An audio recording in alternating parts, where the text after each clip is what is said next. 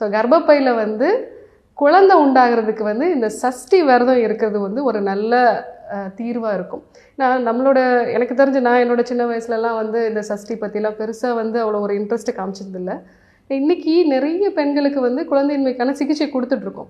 So கொடுத்துட்ருக்கும் பொழுது சில பெண்களுக்கு வந்து இந்த சஷ்டி விரதம் ட்ரீட்மெண்ட்டும் எடுத்துகிட்டு இருக்காங்க. இன்னும் சொல்லப்போனால் ஐவிஎஃப், ஐயுஐ அந்த மாதிரியான ப்ரொசீஜர்ஸ்க்கும் போகிறாங்க. அந்த மாதிரியான சூழ்நிலையில் ஒரு சிலருக்கு வந்து இந்த சஷ்டி விரதத்தை தொடர்ந்து அவங்களுக்கு அந்த கருமுட்டை உருவாகக்கூடிய திறன் வந்து அவங்களுக்கு அதிகமாகுது.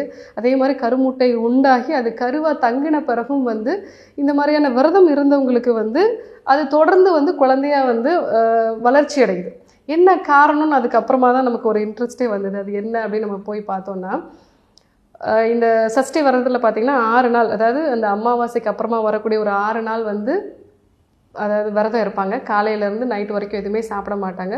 ஒரே ஒரு மிளகு மட்டும் சாப்பிடுவாங்க. ஒவ்வொரு நாளும் ஒரு மிளகை மட்டும் வந்து எடுத்துப்பாங்க. அதாவது 2வது நாள் வந்து 2 மிளகு, 3வது நாள் வந்து 3 மிளகு, 4வது நாள் 4 மிளகு. ஸோ 6 நாள் முடிச்சுட்டு 7வது நாள் தான் வந்து அவங்க வந்து உணவே எடுத்துப்பாங்க. ஸோ இந்த விரதம் வந்து தம்பதியர் 2 பேருமே இருக்கிறது நல்லது அப்படின்னு நமக்கு சொல்லப்பட்டிருக்கு.